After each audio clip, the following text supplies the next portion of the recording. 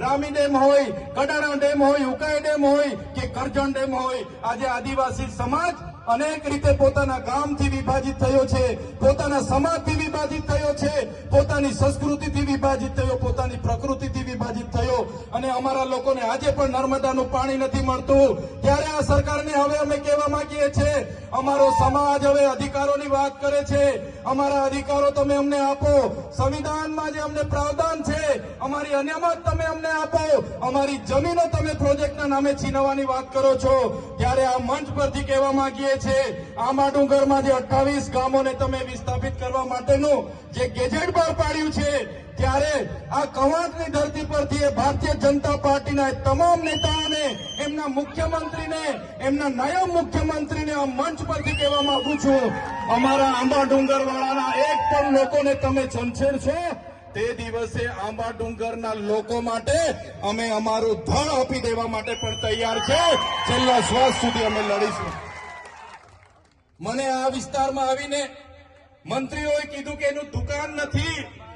મંત્રીને ખબર હોવી જોઈએ, તમારા પ્રદેશના નેતાઓ, તમારા દિલ્હીના નેતાઓ મારા માટે મંત્રી પદ માટે લાલ પીછામ બચાવીને ઉભા હતા, લાલ જાજમ પાથરીને ઉભા હતા।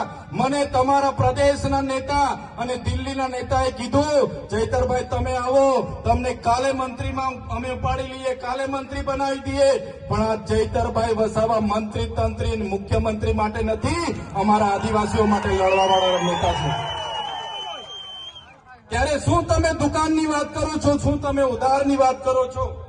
તમારી દુકાન છે તમે ઉધારની વાત કરો છો, તમારી દુકાન છે તો તમારી દુકાનમાં અમારા લોકોના જે જાતિના, અમારા ઓરિજિનલ રાઠવાઓને આજે જાતિના પ્રમાણપત્રની તકલીફો પડે છે, તમે એમના પર 15 જાતના પુરાવા માંગો છો। આજે અમારા યુવાનો પોલીસની ભરતીમાં જાય છે, એમને કટઅપ 40 લઘુત્તમ માર્ક લાવવાની તમે પરિપત્ર બહાર પાડ્યો છે। જે ઉચ્ચ અભ્યાસ કરે છે એવા વિદ્યાર્થીઓ માટે તમે પોસ્ટ મેટ્રિક શિષ્યવૃત્તિ બંધ કરી છે, ત્યારે તમારું સરકારમાં કઈ ઉપજતું નથી અને તમે કવાંટમાં આવીને તમારી દુકાનની વાત કરો છો। આ એ ચૈતર વસાવા છે, આદિવાસી વિદ્યાર્થીઓને જે ઉચ્ચ અભ્યાસ કરે એમને પોસ્ટ મેટ્રિક શિષ્યવૃત્તિ સરકારે બંધ કરી હતી, એ સરકારને ઝુકાવીને 460 કરોડ રૂપિયા અપાવવાની ફરજ પાડી એ ચૈતર વસાવા છે, તમારા જેવા માય કાંગલા નથી। આ ભીડ એ તમારા જેવા, અમારી પાસે 7 કરોડનો મંડપ નથી, અમારી પાસે 2 કરોડનો ડોમ નથી, અમારી પાસે 5 કરોડનું સ્ટેજ નથી, અમારી પાસે ભીડ લાવવા માટે 7 કરોડ 71 લાખ રૂપિયા ટ્રાયબલના નથી, અમારી પાસે ડેકોરેશનના 16 કરોડ આદિજાતિ બજેટના નથી, અમારી પાસે મોબાઈલ ટોયલેટ માટે 2 કરોડ ને 40 લાખ રૂપિયા નથી, અમારા લોકોને નાસ્તા સમોસા ખવડાવવા માટે અમારી પાસે 2 કરોડ નથી, અમારા લોકોને ચા પીવડાવવા માટે 2 કરોડ નથી। અમારા લોકો આ સ્વયંભૂ અહીંયા આવેલા છે, આ લોકો કોઈ દારૂ ચિકન માટે આવ્યા નથી, આ લોકો કોઈ પૈસા પૈસા માટે આવ્યા નથી, આ લોકો સ્વયંભૂ આવેલા છે અને એ લોકોની આત્મા આજે જાગી ગયેલી છે। ત્યારે તમે બધાને પણ વિનંતી કરું છું, તમારી આત્મા આજે જાગી છે, બીજા 10 જણની પણ આત્મા જગાડો અને આવનારા દિવસોમાં છોટાઉદેપુરમાંથી ભારતીય જનતા પાર્ટી હોય કે કોંગ્રેસ હોય, એમના સુપડા સાફ તમે કરી દો।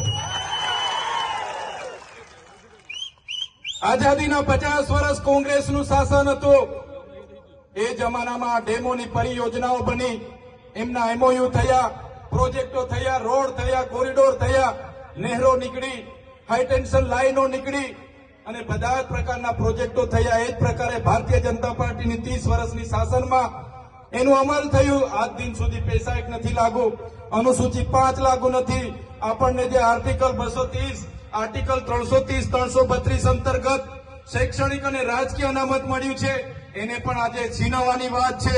આપણા તમામ 73 એના અધિકારો છીનવવાની વાત છે, પૈસા એક્ટ અંતર્ગત ગામ સભાના પાવરો છીનવવાની વાત છે। ત્યારે આજે મારા વડીલોને, મારી માતાઓને, મારા યુવાન સાથીઓને હું આહ્વાન કરવા માટે આવ્યો છું। આજે મંચ પર બેઠેલા તમામ સરપંચો, અમારા તમામ પદાધિકારીઓ તમારા માટે લડવા માટે તૈયાર છે। આ ચૈતર વસાવા તમારા માટે છેલ્લા શ્વાસ સુધી લડવા તૈયાર છે, પણ મારા વડીલો, મારી માતાઓ, મારા યુવાન સાથીઓ, તમને હું વિનંતી કરવા માટે આવ્યો છું કે હવે તમે તૈયાર થઈ જાઓ। આ લોકોના જૂઠા વાયદાઓમાં નથી આવવાનું, આપણી અસ્મિતા બચે, આપણી સંસ્કૃતિ બચે, આપણી જમીન બચે, એ માટે આપણે બધાએ તૈયાર થઈને હવે આવનારી ચૂંટણીમાં ઈંટનો જવાબ પથ્થરથી આપી દેવા માટે તમારે તૈયાર રહેવું પડશે. અહીંયા મંત્રી આવ્યા હતા 3 દિવસ પહેલા. એમણે કીધું એવો તો કોઈ પ્રોજેક્ટ આંબા ડુંગરનો નથી, એવો તો કોઈ પ્રોજેક્ટ હાઇડ્રો પાવરનો નથી. ત્યારે સાથીઓ, એ મંત્રીની જેમ હું હવામાં વાત કરવા નથી આવ્યો, એ મંત્રીને હું કહેવા માટે આવ્યો છું.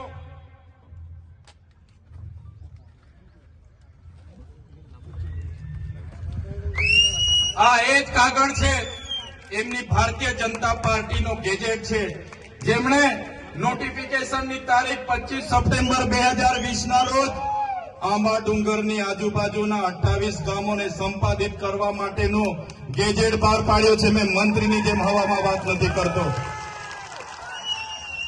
અને સાથે જ મંત્રીને કહેવા માંગુ છું, તમારા જેવા અમે પાર્ટીના ગુલામ નથી. અમે આ સમાજ છે તો અમે ચૂંટાઈને જે ધારાસભ્ય બન્યા છે, અને જે દિવસે અમારા સમાજને અમારી જરૂરત પડશે ને, તો આ મંચ પર બેઠેલા લોકો પેલી લાઠી ખાશે, મંચ પર બેઠેલા લોકો પેલી ગોળી ખાશે, પણ અમારા સમાજને અમે ન્યાય અપાવીને રહીશું, ન્યાય અપાવીને રહીશું. જે પ્રકારે પાડળિયામાં આદિવાસી સમાજના 12 ગામ ઉઠાડવા માટે પોલીસ અને જંગલ ખાતું ગયું, અને ત્યાંના અમારા આગેવાનો એક થયા અને પાડલિયાના લોકોએ આદિવાસીનો પરચો બતાવ્યો. એ જ પ્રમાણે આવનારા દિવસોમાં જો અમારા આંબા ડુંગર અને આજુબાજુના 28 ગામ અને અમારા હાઇડ્રો પ્રોજેક્ટના નસવાડીના ગામના લોકોને જો પ્રશાસન હેરાન પરેશાન કરવાવાળા આવશે, તો સમજી લો પાડલિયાવાડી અમે કવાંટમાં પણ કરીશું.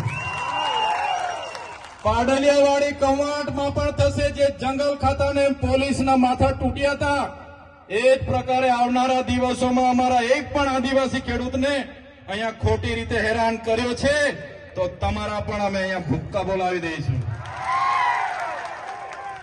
સાથીઓ, આ લોકોને ટેવ પડી ગયેલી છે સત્તામાં બેસીને પોલીસનો ઉપયોગ કરવાનો, જંગલ ખાતાનો ઉપયોગ કરવાનો.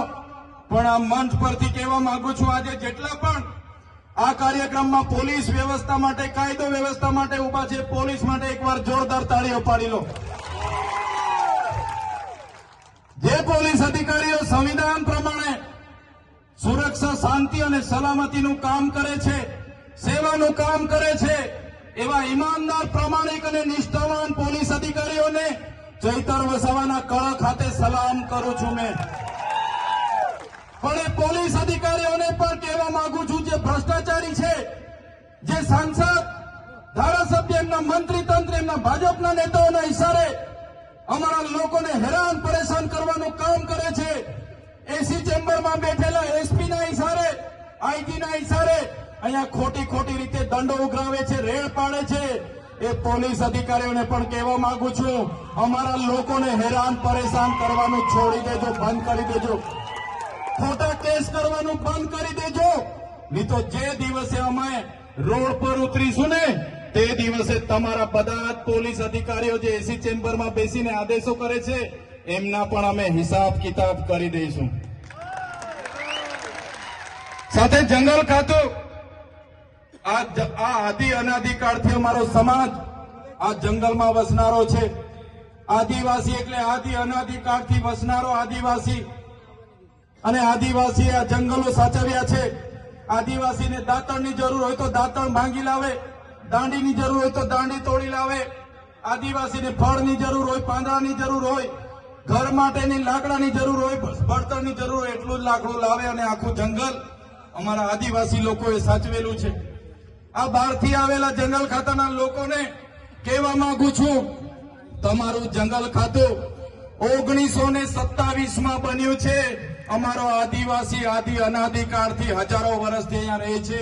તમારું જંગલ ખાતું 1927માં બન્યું છે.